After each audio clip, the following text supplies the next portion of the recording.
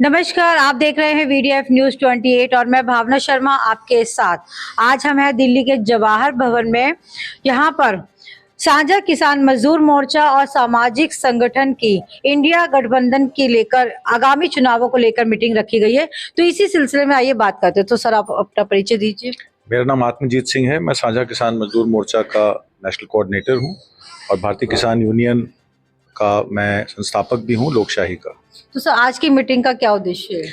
आज की मीटिंग यहाँ पे इंडिया अलायंस के जो प्रभारी हैं दिल्ली और हरियाणा के 17 सीटें करीब पड़ती हैं और आगामी रणनीति बनाना जो था कि हम लोग आगे रणनीति कैसे बनाएं। 25 तारीख को चुनाव दिल्ली में है और 1 जून को जो है वो हरियाणा में है। और क्योंकि कैंडिडेट की लिस्ट लेट हो गई थी इस दफ़ा, अब 3 दिन पहले कैंडिडेट अनाउंस हो गए हैं हरियाणा के। दिल्ली में अलायंस है आम आदमी पार्टी के साथ, हरियाणा में भी अलायंस है। 1 सीट हरियाणा में उनको दी गई है। यहाँ 4 सीटों पर आम आदमी पार्टी और 3 सीटों पर कांग्रेस लड़ रही है। तो कार्यकर्ताओं में समन्वय कैसे बने, प्रचार प्रसार कैसे और गतिशील हो, और सारे सामाजिक, किसान और मजदूर संगठन और सिविल सोसाइटी के लोग एकजुट हैं, एक मत हैं कि बीजेपी को हराना है, मोदी सरकार को हटाना है। यही हम लोगों का मेन मकसद है। इसी के लिए हम लोग आज यहाँ मीटिंग में बैठे हैं। देखिए, 4 साल से किसान आंदोलन कर रहा है।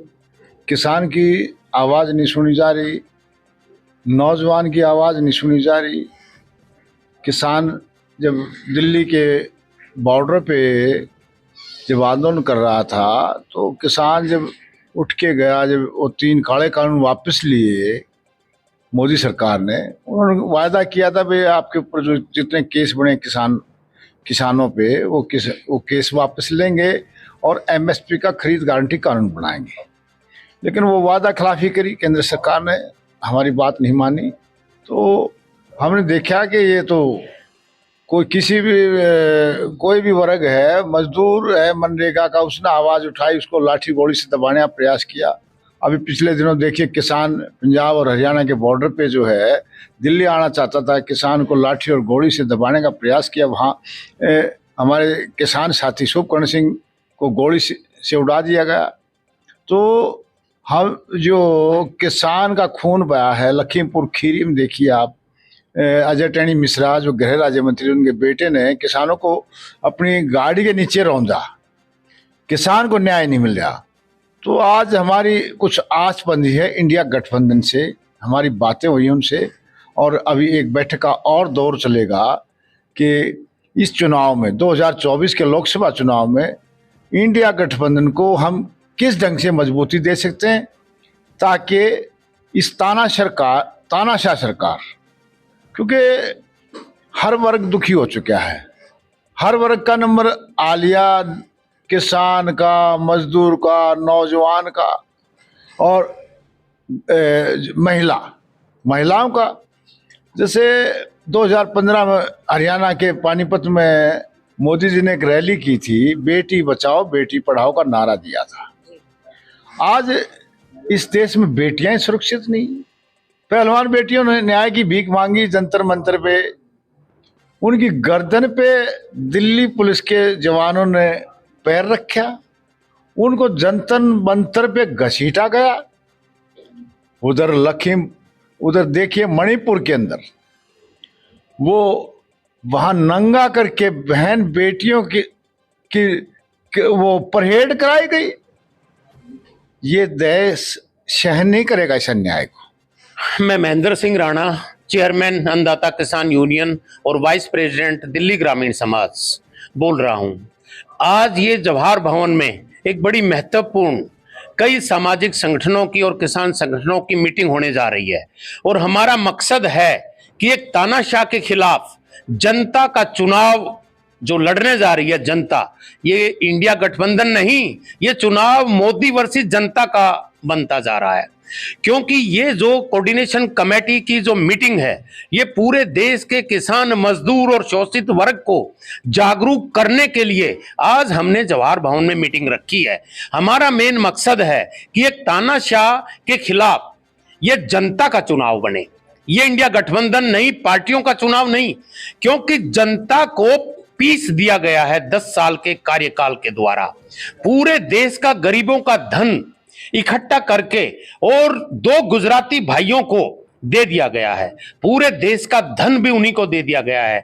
तो अब अगर हिंदुस्तान के अंदर हमारी बहन बेटियों को, हमारे किसानों को, हमारे जवानों को और हमारे युवा वर्ग को अगर सुरक्षित रहना है तो इस तानाशाह सरकार के खिलाफ आने वाले चरणों में वोट को समर्पण करना पड़ेगा और भारतीय जनता पार्टी के खिलाफ 700 किसानों की शहादत हम एवे ही गंवारा नहीं जाने देंगे।